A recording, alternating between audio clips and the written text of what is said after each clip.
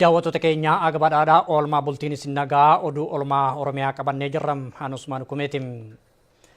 Ajjeechaan saamtotaan dhalattoota Oromoo Afrikaa Kibbaa keessa jiraatan irratti raawwatamaa jiru itti fufee jira. Afrikaa Kibbaa magaalaa Alexandriyaa irraa namni nuti dubbifne akka jedhanitti guyyoota afran kana keessatti saamtotaan lubbuun namoota keenyaa 3 darbuu dubbatan. Kanneen ajjeefaman keessaa guyyaa har'aa sirni awwaalchaa raawwatamaa jira. Haalli dhalattoonni Oromoo Afrikaa Kibbaa keessatti argaman ammayyuu yaaddessaa ta'uu jiraattonni naannichaa OMN itti himanii jiru. Walumaan haa hordofnu. Afrikaa Kibbaa yookaan Saawuz Afrikaa keessatti hattuudhaan yeroo gara yerootti namni ajjeefamu jedhuun dhaga'ee ajjeechaa akkamtu geggeeffamaa jira ammaan kana? Ajjeechaan geggeeffamuu jira. Yoo du'ummoon ilaalu lookeeshina keessatti nama keenyatu du'uu jira. Ammallee kun olaa yeroo sa'aatii naa bilbilaa jirtu kanatti nama qabaruudhaaf bakka qabirii jirra ammuma kanayyuu. Nama yoo ajjeefame magaalaa kam keessatti ammoo kan ajjeefame haala akkamiin ammoo ajjeechaan kun kan isin mudachaa jiru yookaan namoota kana mudachaa jiru? Ajjeechaan kun lookeeshinuma keessatti amma fakkeenyaaf gaafa Saatardee kana magaalaa Alexandriyaa lookeeshina jedhamu keessatti namni tokko rukutamee du'ee namni tokko madaa'ee hospitaala jira. Ammallee magaalaadhuma sana lookeeshinuma sana keessatti namni 2 rukutamee tokko battalumatti du'ee tokko immoo hospitaala keessatti hamrii ta'ee jira. Amma jalqaba beekan amma awwaalutti jirra. Akkaataan itti rukuttaa halkanuma dhufaniituma jalqaba nama shuutanii booda balbala cabsaniituma waan jiru fudhatanii yaa'an. Namoonni nama ajjeesan kun seeratti dhiyaatu yookaan isaan lammii biyya kamiiti kan ajjeechaa kana raawwachaa jiru? Beekama wanni kun akkam? Hin beekamu. Irra guddoo ammallee waan kana station komaandara naannoo jiranuu fi eriyaa komaandara akka waliigalaatti amma walgahii waliin godheen dhufe sa'aatii ammaa kana. Jarrillee amma kanatti wanta irraa kompiileenii godhellee namootiin kan keenya du'anii guyyaa guyyaarraa qabaruu jirra. Kiriin uumaa banamaa namootiin tokkollee possible suspectiin tokkollee guyyaarraa qabamee wanti dhufe hin jiru. Wanti sinnitti kan tokko hin jiru haala akkanaatiin mudataa jira. Kun maali?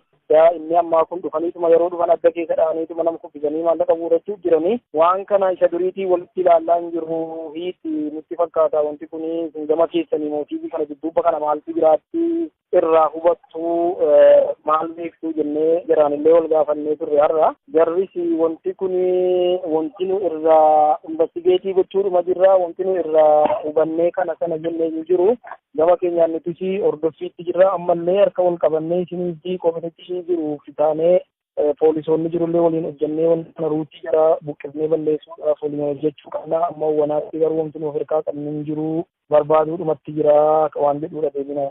Ajjeechaan kun yeroo gara yerootti fakkeenyaaf magaalaa akka Johannesburg, Darbaa fi bakka adda addaatti kanaan duras raawwatamaa ture. Keessattuu lammiilee biyyoota biroo hojiidhaaf garasitti imalan irratti gochaaleen suukanoosaa akka goommaa itti diranii gubuu fa'a haalli takkaan mul'annetu addunyaa kanarra mul'ataa jira Afrikaa Kibbaa keessatti. Kana keessatti ammoo baqattoonni yookaan dhalattoonni Oromoo gamas jiranis miidhaa kanaaf saaxilamaaru. Haala kanaan akkamitti jiraachuun danda'ama? Hegereen jireenya keessan gara fuula duraa maali? Kanaan wal qabatee ammoo akkam ta'uuf taatan akka dhalattoota Oromootti achuma keessa taa'attanii rakkoo kana keessummeessuudha moo keessa gara biyya keessaniitti deebi'uudha? Carraan jiru maal fakkaata? Wanni nuti asa deemaa jiru kun nutillee akka kan keenyaatti paaroomitii nuti yookaan lafa keeyyannetu jira. Waliin haasofneetu jirra. Gaa nuti kan nuti itti keeyyannee jirru tokko mootummaadhuma jiru kanaa fi koominitii poolis fooramii jiranuu koominitii jiranuu walii galanii namootiin kan keenya yoo danda'ame koominitootatti waan barbaachisaa ta'e illee namoota jirutti yeroodhaaf amma namni keenya keessa jirutti waatti kennee informationii jiruu fi namootiin kun namootiin nama ajjeesaa jiranu qabatamaatti yoo ilaalle nama 20 gaanu nama 30 nama ga'u miti namoota gaggabaabaa nama xiqqaadha warri waan kana godhaa jiru. Waan kana immoo akka illee gara poolisootaa waliin dubbannee jennetti poolisoota fi koominitiin jiran yoo waliin jooyinii goonee jenne waan kana xiqqoo ruutii of keessaa buqqifnee balleessuu dandeenya. Holli kun warra guddoo miti waan jedhan illee nuun haasa'anii Kanaafuu akkasumatti nuti illee namoota keenyaan irratti walii gallee filas nama kan keenya baadiyyaa keessaa yeroo ammaa baasuu hin dandeenyu akka 185 namni keenya baadiyyaa keessa jira jennee yaadna. Kanaafuu nama sanallee dila kana ammatti kaafnee magaalaatti as finnee jechuudhaaf bakka jirutti as fuudhuudhaaf irra guddoo buqqifamaa fi rakkina adda addaa waan ta'uudhaaf achumatti haala akkanaatiin itti adeemnee poolisiidhaa fi koominitii biyyaatii wajjin harka wal qabannee hojjenne xiqqoo irraa dandamatee amma namni illee fooyya'ee keessaa yaa'utti haala akkanaatti itti adeemnaa waan jedhu irraa mari'oo qabna jechuudha. Godina Qeellam Wallaggaa aanaa Jimmaa Horroo magaalaa Nunnuutti mormiin geggeeffamaa jira. Dhimmi labsii yeroo muddamaa irratti mormii kan dhageessisan jiraattonni magaalaa Nunnuu mootummaan wayyaanee ammas lubbuu lammiilee nagaa gaaga'uuf jecha socho'aa jira. Kanaaf labsiin yeroo muddamaa jedhamee odeeffamu tasumaa hin fudhannu jechuun kan diddaa isaanii agarsiisan. Kanaan wal qabatee hidhamtoonni siyaasaa kanneen mana hidhaatti hafanis hatattamaan bahuu akka qabanis odeeffannoon nu gahee jira. Odumaa wal fakkaatuun labsiin yeroo muddamaa mootummaan wayyaanee labsatee rakkoolee biyyattii kan itti hammeessu malee kan furmaata fiduu miti waan ta'eef ulaagaa kamiinuu fudhatamaa hin qabu jedhameera. Mormiin roga maraan barbaachisummaa labsichaa irratti dhagamu itti fufee jira. Gabaasa kanaaf yoon ingidam. Labsii yeroo muddamaa mootummaan Itoophiyaa labsachuusaa tibbana beeksise ilaalchisuun uummata biyya keessaa fi alaarraa mormiin dhaga'amutti fufeera. Labsiin yeroo muddamaa kun rakkoolee biyyattii keessatti mudatan kan itti hammeessu malee kan biyyattii fi furmaata ta'u miti yaadni jedhus kan hedduun irratti waliif galan ta'eera. Labsii kanaan nagaa fi tasgabbiitu bu'aa amantaa jedhu hin qabnu jedhu jiraattonni magaalaa Finfinnee Africa News dhimmicha irratti dubbiseen. I don't think the state of emergency brings some peace and stability in the house. But peace and stability should be brought by the negotiation amongst people and the government. Labsiin yeroo muddamaa biyyattiif nagaa fi tasgabbii fida jedhee hin amanu. Nagaa fi tasgabbiin biyyattiif dhufuu kan danda'u marii hawaasa waliin taasifamurraati jiraatanii magaalatti obbo Andu'aalem Mallasee. Dargaggoonni biyyattii dimookiraasii fi bulchiinsa gaarii barbaadu kan jedhu dargaggoo Kabbadee Warquu Gamasaatiin fedhii kana eenyutu guutaan gaaffii ijoo ta'uera. Labsii yeroo muddamaa labsuun gaaffii hawaasa biyyattiif deebii hin ta'u jedha dargaggoonni kun. Young people want democracy. They want leadership who will meet their expectations. In my opinion, declaring a state of emergency is not an answer. Ogeeyyiin seeraa fi qaamoleen garaagaraas dhimmicha irratti yaada gama isaanii kennuu irratti argamu. Ogeessi seeraa Batiruu Dibaabaa labsii yeroo ariifachiisaa ulaagaa seeraa addunyaa fi haala Itoophiyaa mata duree jedhuun barruu dubbisiisa irratti adeemsi mootummaan Itoophiyaa labsii yeroo muddamaa ittiin labsatu bu'uurarraa hanqina qabaachuusaa eera. Ulaagaalee labsiin yeroo muddamaa ittiin labsamu keessaa tokko haalli humnaa olii biyyattii sardama jabaa keessa buusu yoo uumame ta'uu kan dubbatu Batiruun mootummaa fi biyyi gargarii jedha. Paartiin biyya bulchu muddama keessaa seene jechuun biyyi muddama keessaa seente jechuu miti. Uummanni gaaffii mirgaa gaafachuun biyya sardama keessa buusuu waan hin taaneef labsii yeroo muddamaa labsuurra haalota adeemsaa kana keessatti mudatan seeruma idileen keessummeessuun ni danda'ama jedheera. Qabxiileen adeemsi mootummaan Itoophiyaa labsii yeroo muddamaatti labsatu bu'uurarraa hanqina qabaachuu mul'isan biroonis barruu kana keessatti tarreeffamaniiru. Hojiirra oolmaan labsii yeroo muddamaa mootummaan Itoophiyaa labsatus iftoominaa kan hin qabnee fi sarbamiinsa mirgoota dhala namaaf kan saaxilama ta'uu barruun kun eereera. Labsiin kun quuqamtoota mirgoota dhala namaa birattis fudhatama hin arganne. Gareeleen quuqamtoota mirgoota dhala namaa fi mootummoonni addunyaa barbaachisummaa labsichaa irratti mormii qaban dhageessisuu irratti argamu. Gareen quuqamaa mirgoota dhala namaa Amnesty International dhimmicha ilaalchisuun ibsa baaseen labsiin yeroo muddamaa mootummaan Itoophiyaa labsate gaaffii hawaasaaf deebii hin ta'u jedhe. Labsichi biyyattiin goolama keessa jiraachuu ishee mul'isa. Sarbamiinsi mirgoota dhala namaa Itoophiyaa keessatti irra deddeebiin raawwatamus yaaddessaadha jedhe. Hidhamtoonni siyaasaa biyyattii hiikamuu eegaluun wal qabatee battala deemsi abdii horu mul'atetti. Labsiin mirgoota lammiilee daangessu kun labsamuun dhimma yaachisaa ta'us eereera. Gamtaan Awurooppaa gama isaatiin labsii yeroo muddamaa Itoophiyaa keessatti labsame ilaalchisuun ibsa baaseen labsiin kun mirgoota bu'uuraa heeraa biyyattii irratti kaa'aman cabsuu hin qabu jedhe. Haa ta'u malee mirga walitti qabamuu fi yaada ofii bilisaan ibsachuu dabalatee mirgoota dhala namaa tumaalee heeraa biyyattii fi waliigalteewwan idil addunyaa keessatti hammataman keessaa isaan labsii kanaan daangeffaman jiraachuu qabiyyee waliigalaa labsichaa irraa hubachuun ni danda'ama. Labsichi biyyattii keessatti jijjiirama barbaadamu dhugoomsuuf marii qaamolee garaagaraa gidduutti geggeeffamuuf yaadametti danqaa ta'uu hin qabuunis yaada gamtaa Awurooppaati.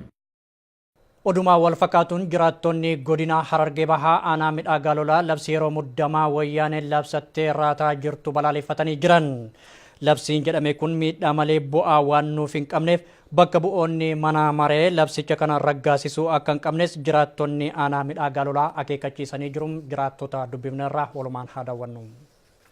Jiraattonni aanaa midhaa lolaa maal jechaa jiru waan labsii kanarratti labsii yeroo muddamaa wayyaanonni labsuudhaan wixxisaa jiran kanarratti. Inni labsii kun karaa dinagdeetiin karaa dimokiraasii karaa silaa dimokiraasummaa siyaasa ni bal'isnechaa jiranii ammoo deebi'ee siyaasaa ta'ee irra rakkoo fidaa.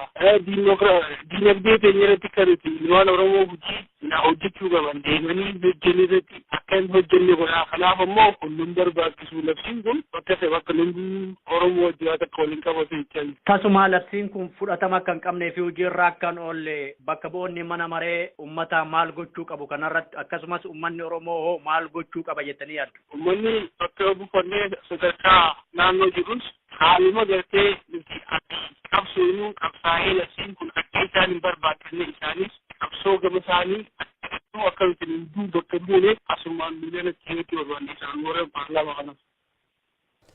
Kutaa bulchiinsaa magaalaa Burraayyuutti warshaan daakuu Aafiyaa jedhamu ibiddaan barbadaa'uun himame. Jiraataan magaalaa Burraayyuu akka jedhanitti balaa elektiriikii irraa kan ka'een warshichi gubatee jira. Tilmaamaan qabeenyi qarshii miiliyoona 25 olitti tilmaamamuu manca'uu dubbatan. Birmannaa hawaasa magaalaa Burraayyuutiin ibiddi to'annoo jala oolee jira. Poolisiin dhimmicha qorachaa akka jirus namni gamasii dubbifne nutti himanii jiru. Walumaan haa hordofnu. Warshaa wayii gubachaa kan jedhamu dhagaye maal wanni sun maal qaba? Warshaan daakuu tokko naannoo kattaa baay'ee naannoo kattaa irraa gubatee jira. Ka'umsi isaallee akkuma rakkooma elektiriikii ittiin ka'e jedhanii gubatee jira. Warshaan tokko sirriidha gubatee. Gubate malee rakkoon biraan qabu akka namni wanni biraallee haasa'an illee fakkaata. Koreen hojii raawwachiiftuu KFO kutaalee Oromiyaa daawwannaa eegalan kan itti fufan ta'uu obbo Mulaatuu Gammachuu OMN itti himan. Miseensonni fi deeggartoonni paartii isaanii wayita daawwannaa fi waltajjiin kun geggeeffamutti karaa nagaa ta'een milkaa'uu akka qabuuf tumsi uummata keenyaa murteessaadha jechuun obbo Mulaatuun waamicha dhiyeessanii jiru. Obbo Mulaatuu kan dubbise immoo Itichaa Guddataatiin. Mulaatu akkam jirtu nagaa keessanii? Nagaadha maqaan isaa ulfaatu har'a geenyeerra. Akkam maatii waatiin hundumtuu naguma? Hundumti keenya nagaadha fayyaa keessaniif. Nagaa galata Waaqayyoo tarii tibba kana koree hojii adeemsiftuu kan ta'ani warreen paartii keessaniidha. Daawwannaaf kutaalee Oromiyaa bal'oo keessatti naanna'uudhaaf jiru kan jedhuun odeeffannoo dhagaye. Tarii dhimma kana quba qabduudhaa? Irratti hojjetaa jirra amma deeggarda jalduun naqeera Dr. Mararaan achittis argameera iddoo adda addaattis gara si'achitti argamnaa inni egaa qopheessaa jirra. Kaayyoon daawwannaa kanaa maalirratti kan fuulleffatedha? Kutaalee Oromiyaa bal'oo keessatti iddoo tokko daawwachuun eegalameera amma immoo caalmaattiyyuu itti fufna kan jedhu akka paartii keessanitti ejjennoo kana qabaachuu dubbachaatti jirtu. Kaayyoof ergamni daawwannaa kanaa maal ture mee obbo Mulaatu? Egaa ati beektuu kanaan dura miseensonni keenya iddoo adda addaa warri jiran warri aanaarra jiranii warri zooniirra jiran hundumtuu hidhamanii turanii mana hidhaa turanii amma tokko keessa gadhiifamu. Waajjirri keenya iddoo hundumaatti cufamee mi'i keenya saamamee ture. Wanta kana hundumaa deebifnee egaa miseensota keenyaan immoo waajjira bannee gara si'achitti itti fufna jennee kanaafiti iddoo adda addaatti to'annaan akka godhamu gooneeti.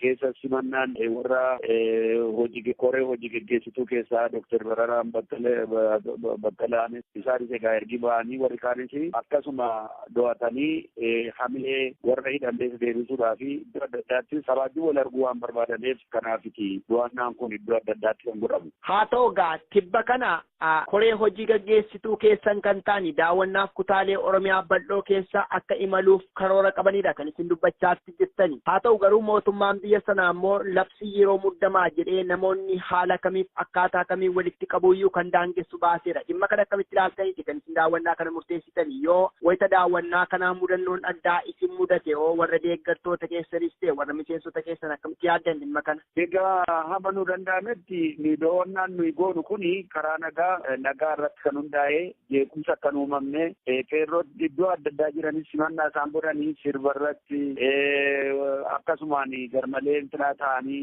utuu hin ta'in nagaadhaan karaa nagaatiin karaa jaalalaatiin kana hundumaa iddoo adeemsifnettis waan akkasiitu malee irra darbanii mirga namaa dhiibanii karaa gara biraatiin dhaadannaa adda addaa argisiisanii utuu hin ta'in baga nagaan dhuftanii jedhanii simannaan akkasiitu godhama malee wanti gara biraan irra darbee godhamu hin jiru kanaan jirurraa taphannee waan hin jiru kanaatiif isuma kanaan goone illee itti fufnee jirra. Egaa uummanni akka uummataatti ammayyuu gaaffii jajjaboo gaafachuu ni mala. Wayita uummanni immoo gaaffilee kanneen kaasanoo deebii akkamii laachuudhaaf kan jaarmiyaan keessan yookiis paartiin keessan ejjennoo qabu obbo Mulaatu. Yeroo hundumaadha paartileen keenya mirga sabaa waan deebisu miti mirga sabaadhaa waliin gaafata. Simannaan dargaggoo Ibsaa Mikiree mana hidhaa wayyaanee keessatti waggoota 7 miidhamaa ture godina Booranaa magaalaa Heddii Lolaatti taasifamaa jiraachuu jiraattonni OMN itti himan itti guddataa. Godina Booranaa magaalaa Heddii Lolaatti simannaatu namoota mana hidhaatii ba'aniif taasifame kan jedhu naqtanii haala kamiin simannaan keessan kan gaggeeffame. Kan nu simanne dargaggeessa Mikiree jedhama. Garuu bara Itoophiyaa bara 2003 akkanatti fuudhamee hidha qaalitti darbatamaa ture. Kaleessa nuun bahuu danda'e garuu haalli simannaa bareedaadha dasa.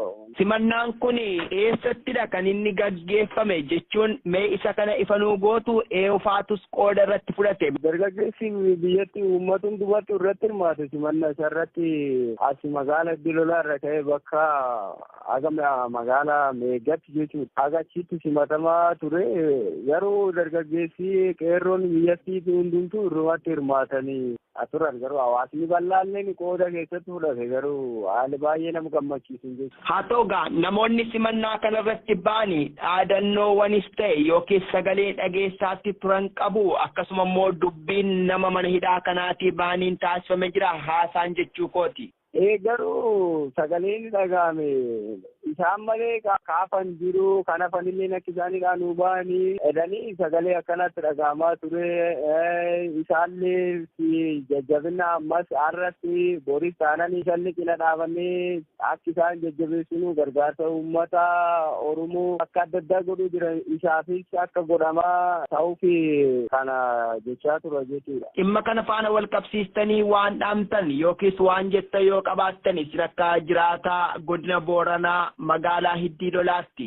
Garuu dhaamsi nu qabnu nuti naannoo kanatti baay'ee haalli yeroo baay'ee deddeebi'ee wanni mootummaatiin uummata irra gaggeeffamaa ture osoo gochi barbaachisu raawwatamillee gara miidiyaatillee wanni uummata kana baay'inaan addunyaa yookaan miidiyumaa kanarrallee mul'atee fi rakkinni isaanii namni argaa fi jiru gara miidiyaatiin agammaa wanti dhaqabeessi uummati kun rakkinni isaanii tokkollee baasanii addunyaatti himachuu hin dandeenye rakkina bal'atee turanii ammallee uummata daangaa jiranii yeroo hundayyuu yeroo gara yerootti manidhaattiin darbatamanii kanaaf gama miidiyaatiin akka yeroo hundayyuu uummata deddeebitanii gaafatanii jajjabeessitanii isin jenna. Haa ta'ugaa guddaa galatoomaa ulfaadhaa ibsanuuf kennitaniif dhimma simannaa naannoo keessanitti gaggeeffameef.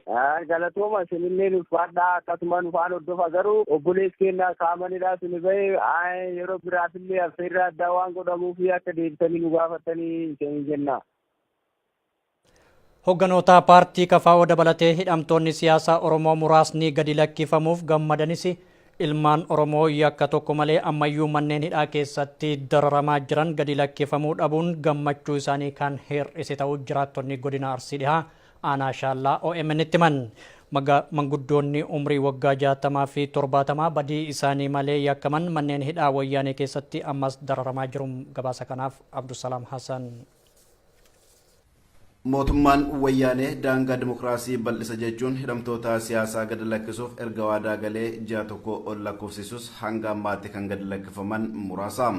Hooggantoota paartii Koongireesii Federaalistii Oromoo dabalatee hidhamtoota siyaasaa Oromoo muraasa gad lakkifamaniif gammannus ammas gammachuun kenna hedduudha jedhan jiraattotni godina Arsii Lixaa aanaa Shaallaa. Ilmaan Oromoo yakka tokko malee gaaffii mirgaa waan gaafataniif qofa manneen hidhaa wayyaanee keessatti dararamaa jiran gad lakkifamuu dhabuun isaan komachiseera. Keessumattuu namootni akka godina Arsii Lixaatti daangaa Oromiyaa tiksuun hawaasa biraa maqaa gaarii qabanii fi warraaqsa bara 2016 keessatti humna gaazii dura dhaabbachuun gootummaa agarsiisan kan akka jeneraal Daraaroo Guyyee, koloneel Adam Guutoo fi manguddootni umrii 70 fi 60 naannolee garaagaraa irraa qabaman hiikamuu dhabuun qalbii nu cabseera jedhan. Akka yaada jiraatotaatti hidhamtoota siyaasaa Oromoo isaan beekan manneen hidhaa garaagaraatti dararamaa jiran gadi lakkifamuu dhabuu fi manguddootni argaaf dhageettii hawaasaa Oromoo tahan mana hidhaa keessatti hafuun uummata Oromoo daran dallansisee jira. Manguddoonni Oromoo jeneraal Daraaroo Guyyee fi koloneel Adam Guutoo qabsaa'ota waggaa 30 oliif daangaa Oromiyaa tiksaa turan ta'uu kan ibsan jiraatan weerara gara ummatoota kibbaatiin Oromoo irratti banamaa ture Oromoo irraa deebisuun namoota saba biratti kabajaa guddaa horatanidha. Namoonni tokko muraasni irraa beekuun yerroota ajjee jedhamanii akkaataan guutee afaan miidhaa keessa jiru fi garaarolleen eenyatumaa gaafatee Goototni kunneen muuxannoo lolaa waggaa dheeraaf qaban kanaa fayyadamuun waraana wayyaaneen bara 2016 ajjeechaa jumlaa uummata Oromoo irratti bante uummata irraa deebisuuf aarsaa guddaas kafalaniiru. Manguddootni kunneen labsii yeroo muddamaa keessatti harka diinaa bu'uun waggaa 2 mana hidhaa keessatti kan dararamaa ba'an yoo ta'u, namoota 746 tibbana gadi lakkifaman waliinis ni ba'u jedhamee waadaan galamaa turee fi hawaasni jila isaan simatu haga Finfinneetti ergus osoo hin baane hafuun hawaasa akkaan dallansiseera. Godinoota garaagaraa keessatti namootni qabsoo uummatni Oromoo godhaa jiru keessatti qooda olaanaa ba'aa turanii fi harka diinaa bu'an hedduun ammas manneenuma hidhaa wayyaanee keessatti dararamaa jiru. Godina Harargee Lixaa aanaa Doobbaatti qaamonni nageenyaa dargaggoota sabboonummaa isaanii qaban dararaa jiraachuun himame. Usmaan Abdullateef. Rakkooleen qaamota nageenyaa aantummaa uummataa hin qabneen hawaasa dhageessu Oromiyaa bakkoota tokko tokkotti itti uffitee jiraachuun ifama. Sochiileen jiruu fi jireenya hawaasaa baraaruuf qaamota kanneen qajeelchuuf shaakalamaa turtes guutumatti kan hin ragga'in ta'uun beekame. Godina Harargee Lixaa aanaa Doobbaa fi magaalota naannawaa sanitti qaamonni nageenyaa dhiibbaa hawaasa nagayaa irraan gahaa jiran cimsuun dhagahame. Qaamonni nageenyaa kunneen addatti dargaggoota magaalaa Ciroo fi Hirnaa kan adamsaa jiran ta'uu ibsanii dargaggoonni faaya mallattoolee sabboonummaa calaqqisan kaayyatanii naannichatti argaman qaamota hidhate kanneen miidhaan irra gahaa jiran. Dargaggoonni barreeffamoota qabsoo Oromoo calaqqisan garaagaraa geejjiba isaanii irratti maxxanfatanii hojjetanis qaamota nageenya naannichaatiin to'atamanii hidhamaa jiraachuu namni garsii dubbifne OMN ibse. Haalis irratti odaalitiin tajaajilanii wantoota ijoolleen mootorsaayikilii warra oofan jechuudha. Ijoollee kana haalis malee haalis jirra hagee barreeffama garaagaraa wanni mootora farfangoo kana dura qabu barreeffama garaagaraa lafti keenya lafee keenya wanta juufaa barreessanii jirra hajuu kana keessa jirtaa jaanii bakka ijoollee waraqaarraa haasisanii alamfadhaa bishaan malee liqimsaa hajaanii jira. Ijoollee kan haga muraasa tokko warreen beekamaa nama lama sadii siimuu ni danda'a bishee jala amma Abdullah jara lamaan kanaan beekaa nama biraattillee Ibrahim Shakir nama jedhamu hojaa kana alamfadhu ni jirtiin nama dhukkubsataa qabee waan siroodha ta'ee dhufuu jira yeroo san odaa morma baarra jira odaa kana alamfadhu ni jirtiin maaltu siyaachise ani lidirsuun nan dinne sibiiluma kana hojjillee joofaatti laayyaachise miidhaan ganaman darajaa dubbatu ijoollee biyya dubbatu. Miidhaan qaamota nageenyaa kanneen hawaasa irra gahu dabalaa dhufuun sochiin komaandii poostii akka guutuu biyyaatti labsame naannawa sanitti ifatti hojiirra ooluu irraa hubannaa ja'a namni kun gama biroon akka aanaa Doobbaatti qofaatii duulli gabaa lagannaa dhaqqabsiise qorachuuf qaamonni bulchiinsaa fi abbootiin qabeenyaa waajjira bulchiinsa magaalaa Doobbaatti waliin mari'ataa jiran. Marii tanarratti qeerroon akka hirmaattuuf yaamicha kan hin godhaminiif ta'uu ibsanii hangammaatti hirmaattonni hiriirichaa marii gaggeessaa jiraniin waan ifoomsan hin qaban. Ta'us garuu qeerroon naannichaa dhimma dantaa qabsoo uummata Oromoo laamsheessuu kamillee simatuuf qophii akka hin tahin jiraattonni dubbatan. Wanti yaadamee jiru gabaa lagannaa yoo qabsiisee kanneen isaanii turan jechuudha. Aanaa Doobbaatti poolisootaa fi bakka komaandii poostiin akka dhufuu abbootiin qabeenyaa kunneen Doobbaadhaa irratti hirmaattee lagannaan gabaa miidhaa guddaa nurra gaggeessisee jaanii bakka hadi tokko muraasni qofaanitti walitti qabamanii kan miidhaa nurra gaggeessee jiranii. Naannoo Amaaraatti hidhamtoonni siyaasaa Koloneel Dammaquu Zawudee dabalatee namoonni 10 guyyaa kaleessa mana hidhaatii gadi lakkifamuun himame. Wayitaa hidhamtoonni kunniin mana hidhaatii bahanitti hawaasa magaalaa Gondariitiin simannaan cimaan taasifamee fi jiram kan kanarraa fi Usmaan Baayyuu akka taanutti dhiyeessa. Naannoo Amaaraatti hidhamtoonni siyaasaa Koloneel Dammaqaa Zawuduu dabalatee namoonni 10 guyyaa kaleessaa mana hidhaatii gadi lakkifamuun himame. Hidhamtoonni kunneen mana hidhaa magaalaa Gondaritti argamutti dararamaa kan ture yoo ta'u, himannaan isaan irratti banameetiin ture addaan cituun akka hidhaa baanis sababa maaleen naannoo Amaaraa gabaasaniiru.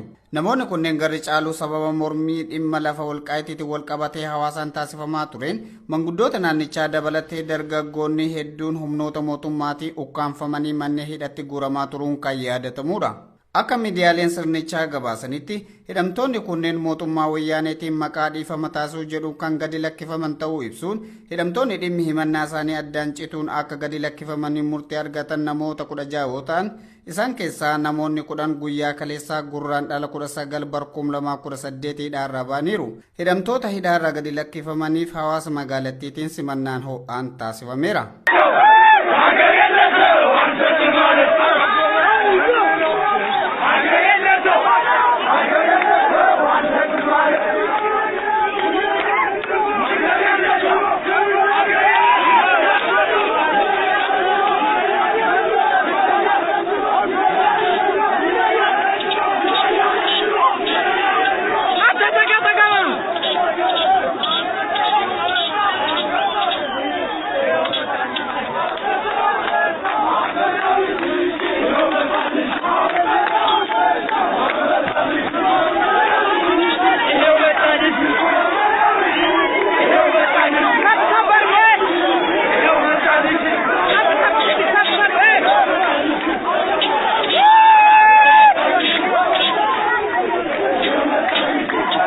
Gama biraatiin loltoonni agaazii uummata hidhamtoota mana hidhaatii ba'an kanneen simachuu ba'e irratti dhukaasa banuun hawaasa goolaa akka turanii fi reebicha hamaa gaggeessuun dargaggoota hedduu irraan miidhaan akka gahe gabaafameera.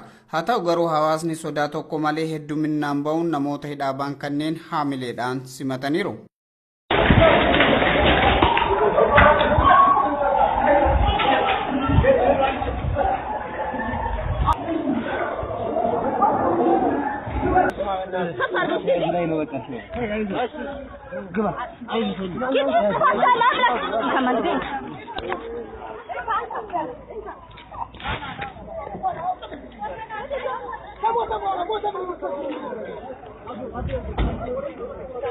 Oduma ol fakkaatuun achuma godina Gondar kaabatti hidhamtoonni 254 himannaan irratti banameetiin ture addaan cituun dhiyootti hidhamtoonni 55 mana hidhaatii gadi lakkifamuuf murtaa'ee akka jiru biiroon haqaa naannichaa ibseera.